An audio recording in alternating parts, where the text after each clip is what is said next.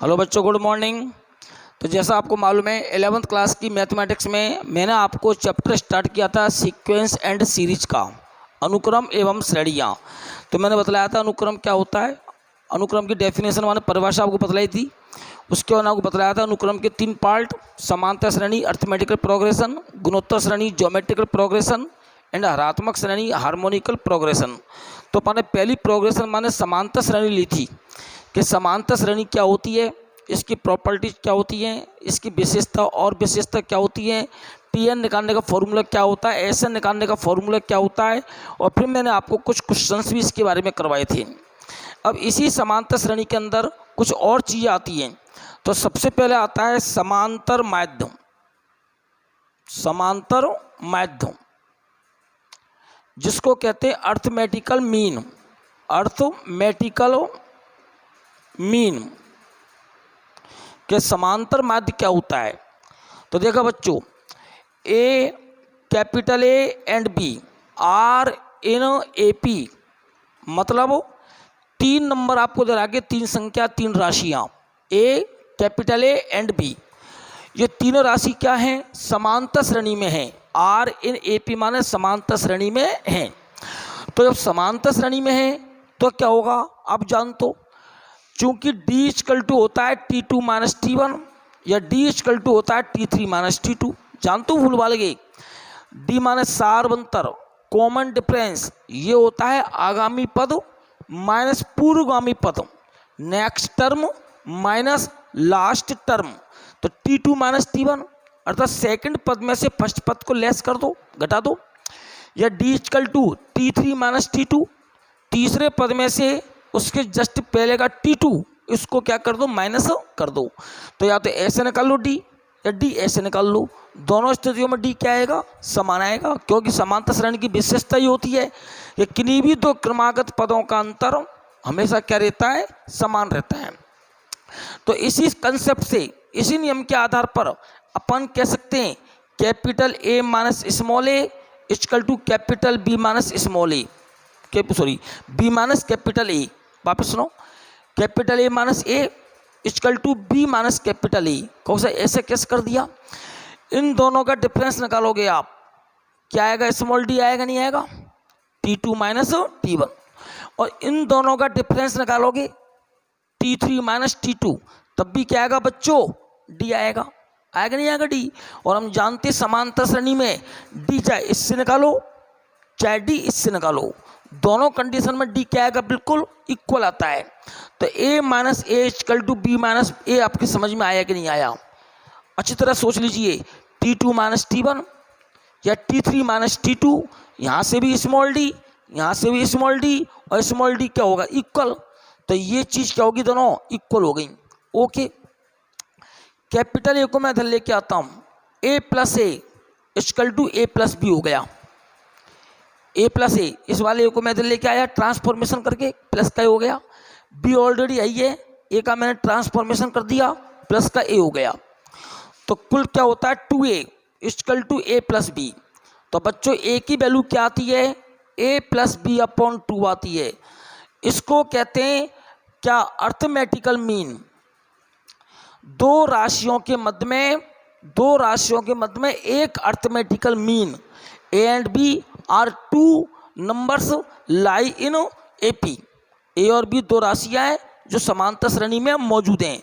तो इन दोनों का समांतर माध्य माने दोनों का अर्थमेटिकल मीन क्या होता है, कैपिटल ए।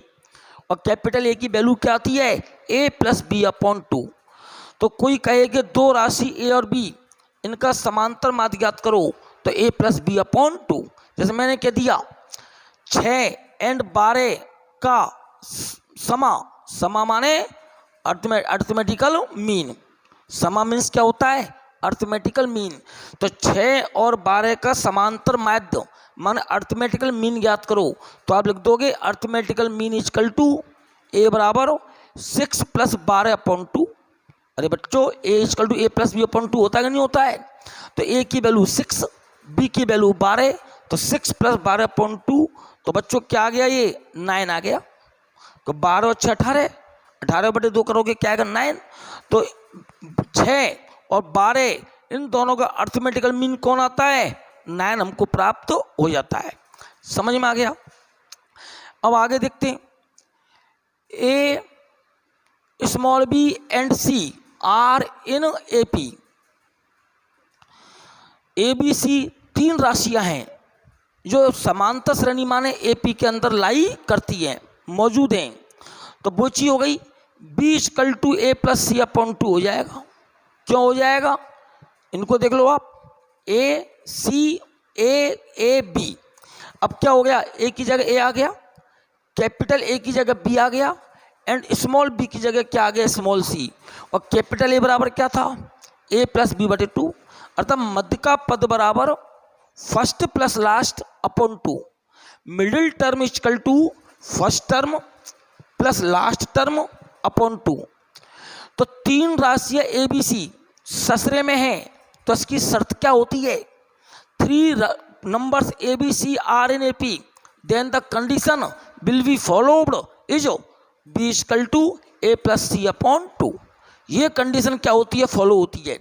तो ये याद रखना, क्वेश्चंस में काम आएगा। ए बी सी ससरे में है तो क्या होगा, b equal to A plus C upon 2। मैंने कहा x y z are in A P, तो क्या होगा बताओ बच्चों, सोचो, स्वयं सोचो। Y equal to x plus z upon 2, y equal to x plus z upon 2। मैंने कह दिया p q r in A P, p q r in A P, then q equal to क्या होगा, p plus q P plus R upon 2। समझ में आ गया क्या। तो छोटी सी बात है कि 3 राशियां ए बी सी यदि ससरे में हैं, 3 numbers A B C are in A P, then तो कौन सी कंडीशन लगेगी, कौन सी शर्त लगेगी, v equal to A plus C upon 2। ठीक है बच्चों। और यदि मैं आगे इसको और सॉल्व करना चाहता हूं तो क्या आएगा, 2b इक्वल टू आएगा A plus C, 2b equal to क्या आएगा, ए प्लस सी। ठीक है ना। तो एक टॉपिक तो आपका ये है इस एक्सरसाइज के अंदर कि 2 राशियों के मध्य एक समांतर माध्य, एक समांतर माध्य। समझ में आ गया। अब मैं क्या करता हूं बच्चों, अब हम पढ़ रहे हैं n समांतर माध्य। कितने समांतर माध्य बच्चों, n समांतर माध्य कि 2 राशि ए और बी आपको दी हुई हैं, और इन 2 राशियों के मध्य में आपको कई सारे समांतर माध्य प्रविष्ट करवाने हैं। तो कैसे प्रविष्ट करवाए जाते हैं इसके बारे में अपन समझना चाहते हैं। तो देखते बच्चों, तो टॉपिक क्या हमारा, ए एंड बी 2 नंबर्स हैं, इनके मध्य में A1 A2 A3 dash AN। ये कितने माध्य हैं, समांतर माध्य। कितने समांतर माध्य हैं, ये n समांतर माध्य हैं। तो टॉपिक का नाम क्या हो गया, A तथा B के मध्य, A तथा B के मध्य n समांतर माध्य प्रविष्ट करवाना, n समांतर माध्य प्रविष्ट कराना। Entire n arithmetical means between A and B, entire n arithmetical means between A and B। Okay बच्चों। तो first term A, last term B, ये 2 तो आपको दी हुई हैं। अब वो किराएगिन के मध्य में A1 A2 A3 dash AN, इतने सारे समांतर माध्य हैं अपन को प्रविष्ट कराने। तो देखो बच्चों ध्यान देना, आप जानते हो L इक्वल टू होता है A plus N minus 1 into D. होता है कि नहीं होता है, होता है ना। लास्ट टर्म फाइंड आउट करने का फॉर्मूला, अंतिम पद ज्ञात करने का formula A plus N minus 1 into D. अब लास्ट टर्म कौन है यहाँ पर, B, first term A N minus 1 और D का पता नहीं है। लेकिन एक बात ध्यान रखना आप लोग, यहाँ से लेके यहाँ तक कुल कितने n है बताओ बच्चों, A से लगा के B तक कुल कितने पद हैं बता सकते हो आप, सोचिए।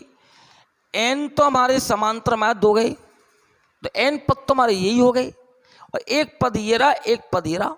तो कुल पदों की संख्या, कुल पदों की संख्या, कितनी पदों की संख्या हो गई, n प्लस 2। नहीं आया समझ में।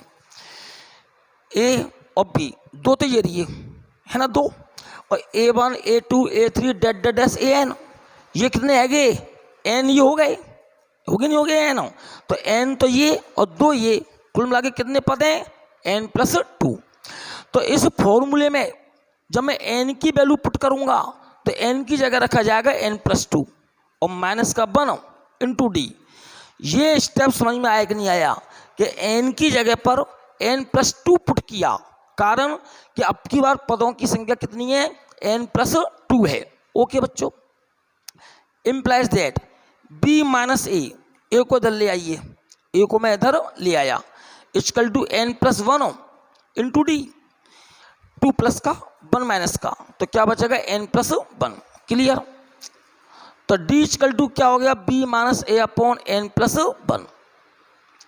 ये नया फॉर्मूला बन गया, डी ज्ञात करने का नया फॉर्मूला बन गया, क्योंकि आपने डी ज्ञात करने का पहले बतलाया था, डी इक्वल टू बतलाया था आपने टी एन माइनस 1। तो बेटा ये तो कब होता है, जब हमको एक सिंपल समांतर श्रेणी दी हुई है और हमें 2 क्रमागत पदों का अंतर निकालना है, 2 क्रमागत पदों का, 2 कंटिन्यूस टर्म का अपन को कॉमन डिफरेंस ज्ञात करना है। तो इस फॉर्मूले को काम में लेते हैं, और इस फॉर्मूले को काम में कब लेंगे, इस सूत्र को काम में कब लेंगे, जब 2 राशियां, जैसे उसने कह दिया 1 और 31 के मध्य, 1 और 31 के मध्य 5 समांतर माध्य, 5 समांतर माध्य ज्ञात कीजिए। तो ये क्वेश्चन आ गया, मान लीजिए कि 2 राशियां 1 और 31 है, 1 एंड 31 है, 31 है, और उनके मध्य में आपको 5 समांतर माध्य, 5 अर्थमेटिकल मीन आपको फाइंड आउट करने हैं। तो उस स्थिति में आपको पहले डी ज्ञात करना पड़ेगा, और जो डी ज्ञात करने का फॉर्मूला होगा वो ये होगा, जैसे मैं करता हूँ, देखो डी इक्वल टू बी कितना है 31, ए कितना है ए 1, अरे फर्स्ट टर्म को ए बोलूँगा, लास्ट टर्म को क्या बोलूँगा बी, तो 1, और कितने समांतर माध्य ज्ञात करने 5, तो एन की वैल्यू क्या होगी बच्चों 5 और प्लस 1, नहीं आया समय, बी की वैल्यू 31, ए की वैल्यू 1, और कितने समांतर माध्य डालने अपन को 5, तो एन की वैल्यू क्या होगी 5 और 1, तो क्या आ गया डी इक्वल टू 30/6, तो डी क्या आ गया बच्चों 5 आ गया। तो इस तरह जब 2 गिवन राशियों के बीच, 2 गिवन नंबर्स के बीच आपको एन अर्थमेटिकल मीन्स एंटायर करवाने, प्रविष्ट करवाने, तो सबसे पहले आपको डी फाइंड आउट करना पड़ेगा, और डी निकालने का formula D equal to B minus A upon N plus 1 होता है। और एन क्या चीज़ है बच्चों, एन क्या चीज़ है, समांतर माध्यों की संख्या, समांतर माध्यों की संख्या, नंबर ऑफ अर्थमेटिकल मीन्स। जैसे यहाँ पर कितने समांतर माध्य डालने हैं आपको 5, तो एन की वैल्यू क्या होगी थी इस जगह पर 5, आ गया समझ। तो इस तरह से ये हो गया डी। अब क्या होता है आगे देखते हैं, अभी तो अपन ने डी ज्ञात किया है, अभी तो अपन को समांतर माध्यों के मान निकालने, तो देखते जरा। अब पहला समांतर माध्य A1, फर्स्ट समांतर माध्य माने A1, बताओ क्या होगा। यदि यहां से मैं काउंट करता हूं तो ये कौन से नंबर का पद है, सेकंड नंबर का पद है। मेरे शब्दों पर ध्यान दो, पहला समांतर माध्य, first arithmetical mean is the second term of the given series. दी गई श्रेणी की कौन सी टर्म है, सेकंड नंबर की टर्म है, दूसरे नंबर का पद है, तो A1। और तो क्या हो जाएगा ये बच्चों, A प्लस डी होगा नहीं होगा, होगा ना। अरे T2 का formula A plus D, T3 का फॉर्मूला A प्लस 2D, ठीक है ना, और T4 का फॉर्मूला A प्लस 3D, होता है कि नहीं होता है। तो सेकंड नंबर की टर्म है कि नहीं है, है ना। तो सेकंड नंबर की टर्म है तो क्या होगा A प्लस डी। अब इसके 2 नाम है कि A1 के क्या है यहाँ पर 2 नाम, कौन कौन से, फर्स्ट समांतर माध्य, A1 मीन्स फर्स्ट समांतर माध्य, और दी गई श्रेणी का सेकंड पद है कि 2 नाम। ऐसे में निकालता हूं A2, क्या निकालता हूं मैं A2, A2 माने दूसरा समांतर माध्य, सेकंड अर्थमेटिकल मीन। लेकिन यदि मैं यहां से काउंट करता हूं इसको, तो पहला दूसरा तीसरा, तो पद कौन सा हो गया, ये टर्म कौन से नंबर की है, थर्ड नंबर की टर्म है, तो क्या होगा ये A प्लस 2D। क्लियर। ऐसी मैं निकालता हूँ A3 ये वाला, तो अर्थमेटिकल मीन तो कौन सा है, ये तीसरा है, थर्ड अर्थमेटिकल मीन है, लेकिन ये टर्म कौन से नंबर की है, चौथे नंबर की टर्म है। तो क्या लिखेंगे इसको अपन, A प्लस का 3D। समझ में आ गया, डैश। अब यदि मुझको चाहिए AN, मुझको चाहिए क्या बच्चों, AN चाहिए, तो AN निकालिए। अब इसके भी दो नाम, मैं कहूँ कौन से नंबर का समांतर माध्य है, N में नंबर का, कौन से नंबर का समांतर माध्य है, ये N में नंबर का समांतर माध्य, लेकिन पद कौन सा होगा बताओ, ये यहां से काउंट करना आपको। तो पद हो जाएगा N+1वां, पद क्या हो जाएगा बच्चों, ये N+1वां, और N+1 में पद का फॉर्मूला क्या बनेगा, A प्लस का ND। अब एक तुम्हारे दिमाग में सेटिंग हो गई, 1 के लिए 1D, A2 के लिए 2D, A3 के लिए 3D, A4 के लिए 4D, तो AN के लिए ND। क्लियर, यहाँ तक का समझ में आ गया कि नहीं आया। तो वापस समझाओ, अपन का टॉपिक क्या था, A तथा B दो राशियों के मध्य N समांतर माध्य प्रविष्ट कराना। तो A और B दो राशि, A1 A2 A3 dash AN, क्या है, ये सब समांतर माध्य हैं, ठीक है ना। तो क्या करते हैं, सबसे पहले D निकालते हैं। तो D ज्ञात करने का फॉर्मूला B माइनस A/N+1। ये तीन जो मैंने स्टेप करके बताए, ये तो मैंने डेरिवेशन बतलाया था, डेरिवेशन किसका डेरिवेशन, इस वाले फॉर्मूले का डेरिवेशन, कि फॉर्मूला बना कैसे, इनको तैयार करने की आवश्यकता नहीं है। तो आपको सीधा याद होना चाहिए, D = B माइनस A/N+1।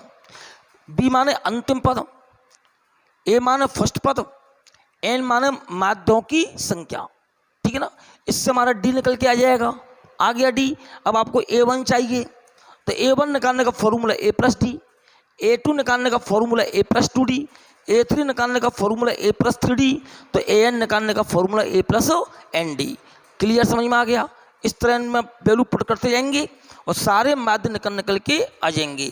जैसे मैं एक छोटा सा क्वेश्चन लेता हूँ, अभी मैंने बतलाया था आपको जस्ट 2 मिनट पहले कि 1 और 31 है, 1 और 31, इन दो राशियों के मध्य, 1 और 31 के मध्य A1 A2 A3 A4 A5, इन ये आपको ज्ञात करनी है। अर्थात 5 समांतर माध्य आपको क्या करनी है बच्चों, ज्ञात करने। समझ में आ गया, 1 और 31 के मध्य आपको 5 समांतर माध्य ज्ञात करने हैं। तो यहां माने हेयर A की वैल्यू 1, B की वैल्यू 31, N कितना है 5 पद है, N की वैल्यू 5। तो सबसे पहले क्या निकालेंगे अपन लोग, D = होता है B minus A/N+1, D = B minus A/N+1। B कितना है 31, A कितना है 1, N कितना है 5 + 1, 30/6 क्या आ गया बच्चों 5। तो D तो आपका आ गया 5, आ गया ना। अब आ जाइए इन पर, तो देखो बच्चों A1 A+D, A कितना है 1 और D कितना आ गया 5, तो कुल वैल्यू क्या आ गई बच्चों 6। तो फर्स्ट जो समांतर माध्य आएगा वो क्या आएगा, 6 आएगा। A2 1 + 10 = 11, ये 10 कैसे आया, D की वैल्यू 5 पुट करोगे, 5 दूनी 10, 10 और 1 11। अब आप समझ गए, 5 का डिफरेंस आएगा इनमें, तो D की वैल्यू 5 है ना, तो सब में क्या आएगा 5 का डिफरेंस आएगा। तो A3 की वैल्यू क्या हो जाएगी 16, A4 की वैल्यू क्या आएगी 21 और A5 की वैल्यू क्या आएगी बच्चों 26। बोलो समझ में आया कि नहीं आया, आ गया ना। तो इस तरह अपन लोग दो राशियों के मध्य N समांतर माध्य प्रविष्ट करा सकते हैं। और देखते हैं आगे, और क्वेश्चन देखते हैं आगे, काफी सारे क्वेश्चन से इससे रिलेटेड और अच्छे क्वेश्चन हैं। तो मैं भी आपको 1-2 क्वेश्चन और करवाता हूं। तो देखो बच्चों, अगला क्वेश्चन देखते हैं।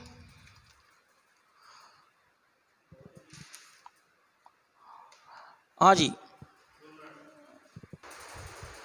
हाँ बच्चों, एक क्वेश्चन देखिए आप लोग, 18 और 30 दो राशियां हैं, 2 नंबर है आपके पास और इन 2 नंबरों के मध्य आपको 3 समांतर माध्य प्रविष्ट कराने।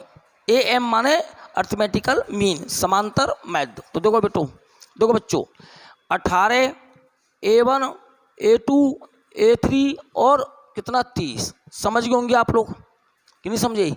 18 और 30 तो आपको गिवन है, दी गई राशियाँ है और इनके मध्य में 3 समांतर माध्य हैं, A1 A2 एंड A3। ठीक है बच्चों, तो यहाँ A की वैल्यू 18, B की वैल्यू 30 और N की वैल्यू कितनी 3। कितने समांतर माध्य डालने 3, तो N की वैल्यू क्या है यहाँ पर 3। चूंकि D इक्वल टू होता है B minus A upon N plus 1 होता है ना, तो B कितना है 30, A कितना 18, 3 प्लस 1, N की वैल्यू रख दी, तो 12 अपॉन 4 क्या आ गया बच्चों 3, तो D की वैल्यू आ गई बच्चों 3 आ गई। अब आपको चाहिए A1, A प्लस D।